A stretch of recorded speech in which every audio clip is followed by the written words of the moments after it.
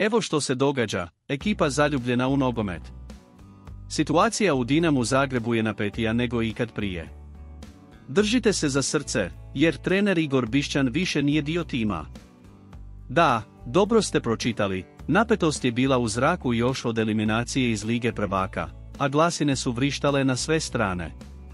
Osjetilo se da nešto prijeti da eksplodira, ali preokret je bio taj da Bišćan nije napustio momčad odmah nakon nedjeljne utakmice kao što su mnogi očekivali.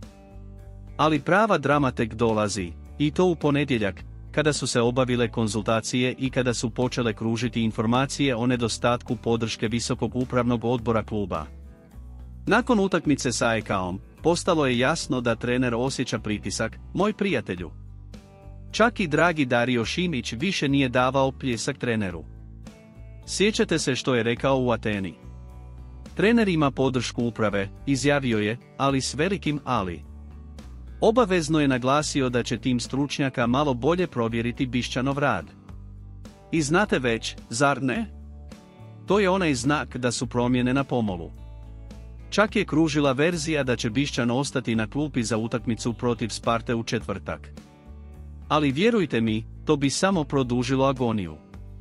Bomba je eksplodirala potpuno kada je uprava kluba pozvala momka u ponedjeljak i, samo da znate, prema neoficijelnim informacijama koje kruže, dogovorena je rastava.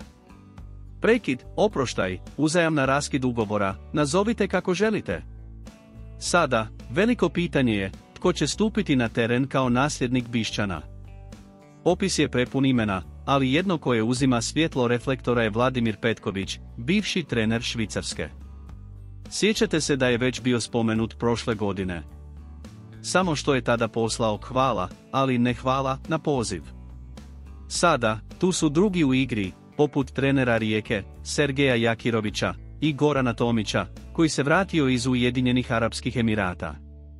A obratite pažnju na ovo, postoji tiha glasina da se diskretno spominje mogući povratak Damira Krznara iz Maribora u Maksimir. No, tu je šlag na torti, najizglednije ime do sada je ono Jakirovića. Ali znajte, ima jedan detalj, on još uvijek ima ugovor s Rijekom. Ali između nas, kažu da postoji odštetna klauzula u tom ugovoru koju Dinamo Zagreb lako može isplatiti. I sada, dragi prijatelji zaljubljeni u nogomet, vlak ne staje. A znate što, želim znati što vi mislite, što mislite da će se dogoditi u ovoj priči. Koja je vaša prognoza? Ostavite komentar ovdje i ne zaboravite se pretplatiti na kanal, jer sljedeće novosti kucaju na vrata. Vidimo se uskoro, ekipa!